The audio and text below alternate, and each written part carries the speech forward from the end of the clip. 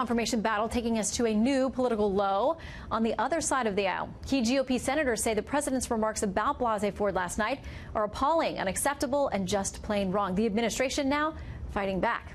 Now, as soon as that FBI report, the 7th on Kavanaugh's completed, the White House does get the first look. Will the president continue to stand by his nominee? Now, the one and only Sean Hannity in his Fox News at Night debut. Thank you for having me. I congrats on the show. Thank you. You're doing great, and it's an honor to be with you. I haven't been on the show. You've done amazing work on Supreme Court issues over the years, and you know this issue very well. But I don't think it's ever been that bad or this bad as it is now. And you know what the sad part is? To me, it's getting, when politicians are saying get in their face, and they're following Sarah Sanders and kicking her family out of a restaurant, or Pam Bondi, or Secretary Nielsen, then it's Ted Cruz, then it's Mitch McConnell, now the example that you just brought up. And I'm thinking, somebody's going to get hurt here. This is now, we're at a tipping point. But the big challenge now is this: whether America is going to remain a country that believes in due process, the presumption of innocence, our Constitution, the rule of law, or whether or not guilt by accusation rules the day. Now, we're going to find out probably by Friday, Saturday, the latest, whether or not Republicans are going to stand up against what are allegations that have no corroboration, that have inconsistencies. It's a very crucial moment for the country, in my view.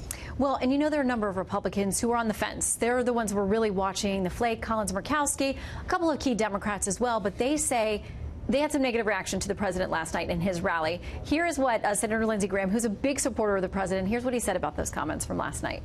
So President Trump went through a factual rendition that I didn't particularly like, and I would tell him, knock it off. You're not helping. But it can be worse. You can actually kill somebody's cat and puncture their tires to get them to shut up. So, you know, what he said.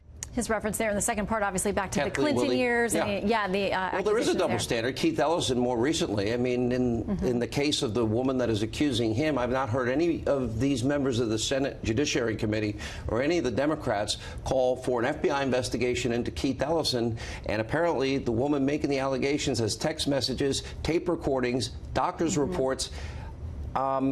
And they say nothing. Or in the case of Bill Clinton, if we really want to go back to people earlier in their lives, well, we can go back to when Bill Clinton was the Attorney General, the rape accusation of Juanita Broderick. Look, the double standard stinks to high heaven. You mentioned 3 Republicans. They asked for the FBI report. My sources tonight are telling me that it pretty much just reiterates what the Senate Judiciary Committee, their conclusions, what the investigation is. Remember, the FBI will not reach conclusions. They'll not make recommendations. If that's the case, how do these 3 Republicans justify now moving the bar? I'm beginning to hear, well, maybe he doesn't have the proper temperament. Well, you know, they're worried about the fact that the judge and the professor, it appears, have not been interviewed at last check by the FBI, and they say it's not complete without those 2, although they've both given hours of sworn testimony. They've given hours of sworn testimony. Unless they have something new to offer, we already know where they stand. We know what their stories are. Look, in the case of Professor Ford, she said there was an eyewitness to the alleged assault. The eyewitness apparently again has gone on record saying it never happened. Her best friend says she has no recollection of ever being at any party where something like this happened, or was ever told about it, or ever met or knew Judge Kavanaugh. And if you break it down with each case, this is pivotal. We're not a country, you know, we've gotten things wrong in the media. A lot of our colleagues. You know, I was right about Richard Jewell. I was a local host in Atlanta at the time, and he thanked me for not rushing to judgment. With Duke Lacrosse, UVA, Ferguson, Missouri, Cambridge Police, Baltimore, Maryland, Trayvon Martin, everybody rushes to judgment. They think they know how these things are going to work out. There's been a full, now 7 investigations into Judge Kavanaugh.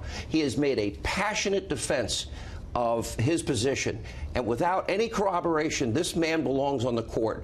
And if the risk is, if these Republicans now move the bar, change what the standard is, now it becomes about temperament, not about the FBI report. What they have done is they've now opened the door that every single person ever brought into any important office is going to be subject to the same lies, smears, besmirchment, the character assassination, and frankly, the bludgeoning of their family. Yeah, and that's going to happen on both sides of the aisle. People have to remember, if you set a standard now. It'll go both ways. Yeah, and as a woman and as an attorney, I do think it's very important that people come forward with these accusations, but then that we do have due process. Listen, as a father of a daughter, somebody who has 3 sisters, let me tell you something. I was glad the Republicans took this seriously.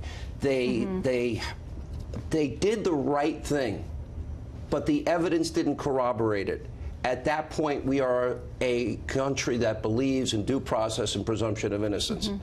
And if it doesn't end up that way, we will have gone backwards in ways that I think will be unpredictable at this hour. Yeah, for everyone involved in public service. Sean, thank you. All right, Shannon, good to see you. Congratulations on everything. Thanks so much. Thanks for having me.